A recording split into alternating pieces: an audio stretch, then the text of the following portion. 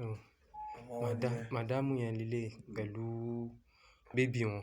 So bàbá tí mo bá ń bí báyìí, wọ́n ní àwọn méjì ní ọmọ yẹn, ṣùgbọ́n ìkejì so ó ti lọ, ó ti padà.